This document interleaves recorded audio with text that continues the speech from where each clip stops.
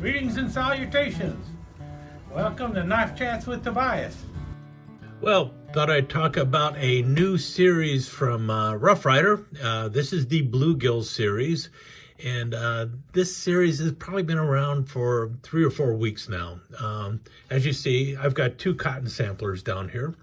I purchased one from Chicago Knife Works and one from Smoky Mountain Knife Works.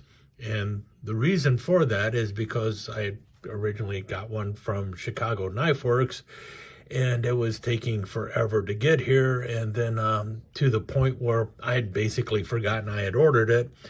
And so when I went to place an order with with Smoky Mountain Knife Works, I saw it and it's like, oh yeah, I want to get that Bluegill, and it's like, I'll grab that cotton sampler. That's the first one I decided I was going to grab. And so I ended up with 2. If Chicago Knife Works would have actually sent the order in a timely manner, I'd probably only have 1 knife in front of me right now. And so with that said, this actually means I have 2 examples of the cotton sampler here to look at instead of a sample size of 1. So that's going to be kind of nice. I will be able to get a more fuller review of the knives, I think, because I do have 2 of them. And I really don't mind having 2 because, well, the Rough Riders, they're not that expensive. And I now have one that I can throw in the pocket and one that I can add to the collection. This is basically the 5th Rough Rider cotton sampler that I have picked up. But this is the only one where I have 2 examples of the same knife. So I'm probably going to take a look at these 2 knives, and one of them will end up going in the pocket for a while, and the other one will just go right into the collection. And so I will actually carry one of these for a while in place of my toothpick, I think, and just see how well it does. I have a feeling that big wide belly spay blade will come in handy. I actually prefer the small cotton samplers that Rough Rider makes, so I have not carried one this large before for any length of real time. But I'm going to throw it in the pocket and see how it does. I kind of like the way it looks. There's a history behind the cotton sampler, and the history is basically a knife used for checking bales of cotton.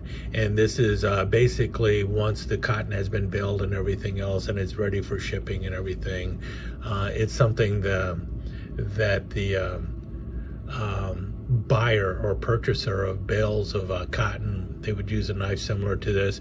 And apparently there are still people who use these knives to sample bales of cotton, and it has something to do with this flat area here. In any case, I am not an expert on the cotton sampler pattern, and so I don't know enough to really say anything other than the basics, which is it's a knife used to sample bales of cotton, and somehow by pulling strands of cotton across this flat surfaced area, you can actually determine the quality of the cotton. And then the blade up in front here, the wide belly spay blade, is used to cut into the bales of cotton and pull out a sample portion. That's what I know. Which is just enough to be dangerous. What I can tell you about these is, well, let's take a look down the center here. This one is a little bit off center, and this one is also a little bit off center. So they're both slightly off center with the going towards the pile side or the back side of the knife. What I also noticed on this one is this pin here is a little bit proud on the back side. Front side is better smoothed out. I can feel this pin too, but if you notice, we are talking about the jigging bone that is used here is the Rough Rider bone stag jig that they've used on a number of other knives. It's the same jigging style that is used in the cinnamon bone stag. It's used in their brown bone stag. It was used by marbles for the longest time as well. So this is a really nice jigging, but the thing is it means that there's really some distinct hills and valleys, and that is why sometimes you will have a pin that is a little proud, because it is actually in a recessed area. And so these pins can tend to be proud on this kind of bone, and it has more to do with the way the jigging was done on the bone. This one back here, where it's relatively smooth, the pin is not proud. Same here, but as you can see here, this one, the pin is proud on both sides, and it's because it's down in the valley, so it's kind of harder to get in there. You'd have to really get down there with a small Dremel or something to smoothen out that pen. And that kind of tells me that you know, this is done in a factory. It is probably done on a machine, and that's why it is not necessarily always going to be smooth. Also, I can feel in the shield here, the shield on this one is more flush. It's deeper down into the bone. This one, I can feel it kind of proud on both sides here. And the only way they would be able to adjust that would be to, well, I don't know, it's deeper over on this side. So this might be one where it's just not properly seated. I can't tell for sure. To be honest, I wish they would have just left the shield off. Primarily because, as you can see, this is the Rough Rider badge shield. This is the one I think they're using for the 30th anniversary. I can't tell for sure if it has 30 in between. No, it doesn't look like it does. It's just a double R. I would have preferred not to have that shield on there. I would have much rather, seeing how this is a knife known as the Bluegill, to have a fish shield on the knife. And SMKW has made knives in the past with a fish as a shield. For instance, this is the Buck Mr. Crappie knife that SMKW made, and these were made in China in the Rough Rider factory, so they definitely have the ability to put a fish in there as a shield. This is a crappie, close to a bluegill, but they could have also came out with a bluegill shield for there. They also did similar with the Go Fish series for Bill Lowen, I believe, and that was a bass. So could they have done something else other than the badge shield? Yeah, I think so. If they weren't going to use a fish, they could have at least made like an oval plaque and had a fish engraved into the oval plaque or something like that, if the fish would have been too complicated for this kind of bone. I don't know. But it seems like if you're calling it a bluegill series, it would have been nice to have a shield to match the series. As for the color of the bone, I think the color of the bone is just absolutely beautiful. It's kind of a greenish blue, and then you have the dark portion in the middle here, which is where the blue dye was added. If you can see up here, let's see if we can get that to show. If you can see right there, you can see the blue, and it's the blue over the green that creates this very dark color and everything. So it's really nice looking. I do love the coloring on the bone. I think that is fantastic. I just wish there would have been a more distinctive shield to it. As far as the cotton sampler goes, it's like all the other Rough Rider cotton samplers that they have made so far. They've got the brass tube here for the back for a lanyard hole, or if you wanted to, you could probably try and find a bail or something that you could attach to the end there, which is a nice touch for the cotton sampler. I do like the knife. You can see here on both of them, there's not any serious gapping or anything going on, so the back of the bone, the build quality is all right there. They both have the same half stop that's, you know, a little bit on the strong side, but not overly over the top or anything. I would give it around a 6, maybe a 7 tops. action is very good. You can hear that popping to the half. You can hear it dropping. That drop is the kick hitting. You can see here, you can actually press down on the blade and get it in there a little more. And that's the same on both knives. It does have the swedge. That swedge has been carried out through all of the Rough Rider cotton samplers to date.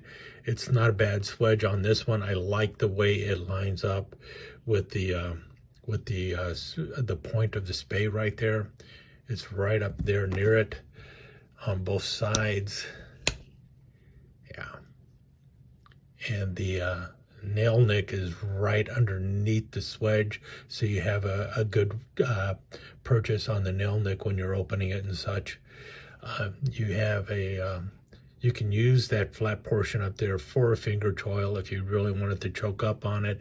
It's not the most comfortable thing because of the kick, but you do have that possibility if you wanted to. And what you basically have is a big fat scalpel blade up front there. So all in all, I'm impressed with the build quality. I would have liked to have seen a different shield on the knife. I think the box art is really nice.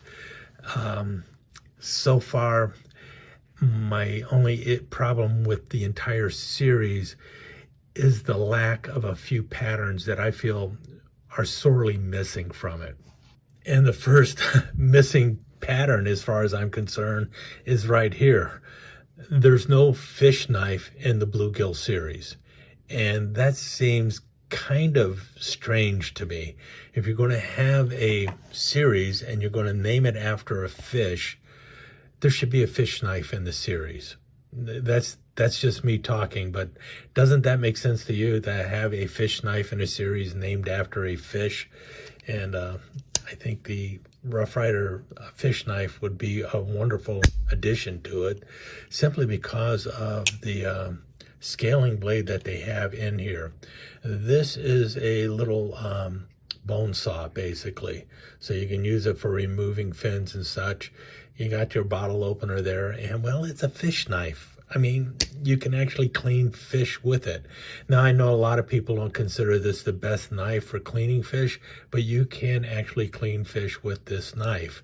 A lot of people would rather have a more of a fillet style blade on there, and that would be a nice addition to something like this, you know, making a fillet fish knife with this scaler going on.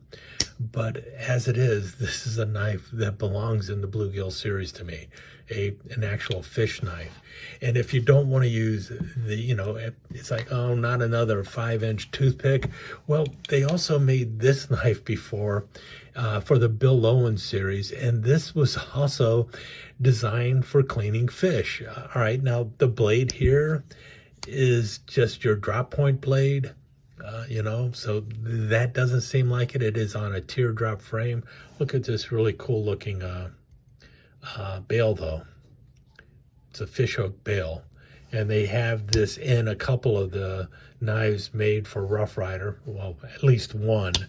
But the other blade over here is the same thing. This is for cutting through fish bone, and it's also for like cutting off fins and stuff like that.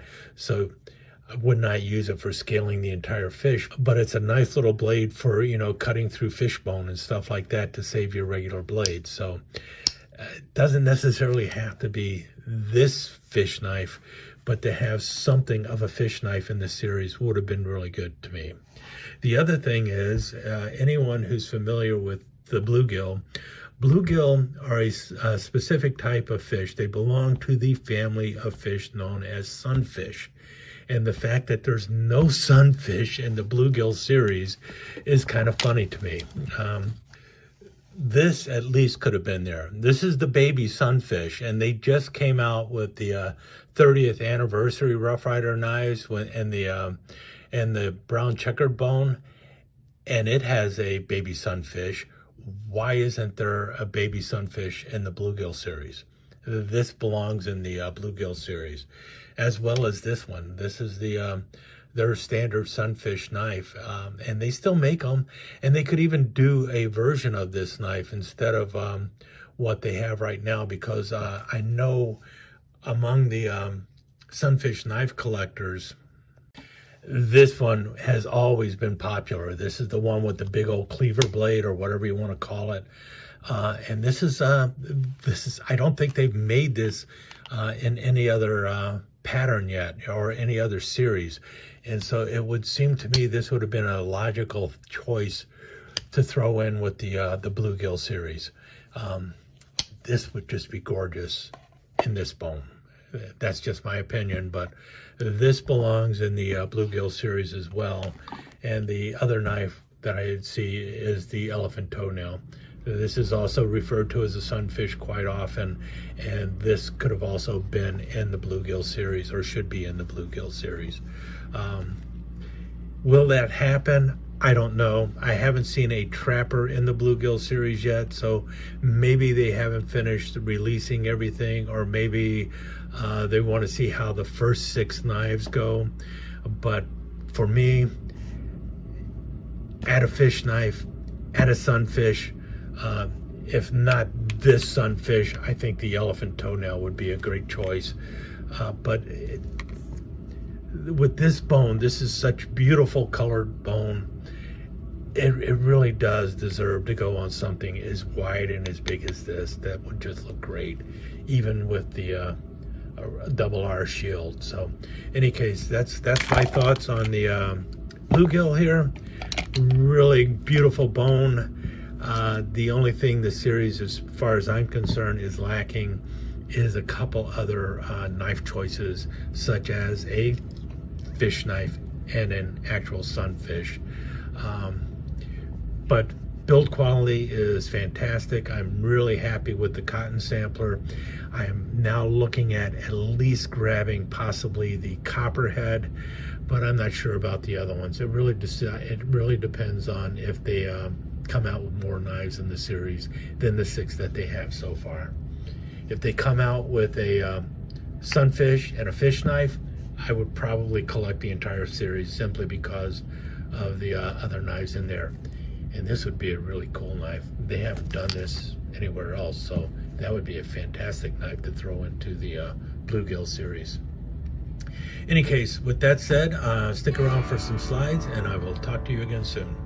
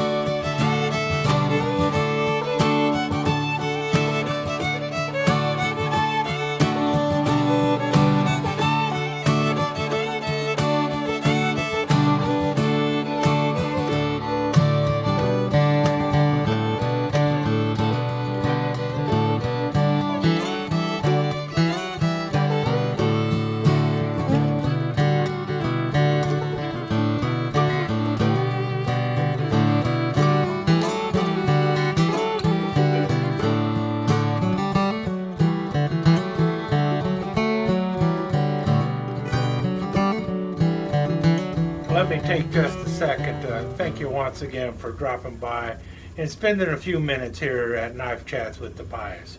I really do appreciate it, and I do appreciate any comments that you leave. So please remember to give me that thumbs up, and also don't forget to subscribe and ring that notification bell so you'll know when the next episode is up and running. thanks again for dropping by. Really do appreciate your time here.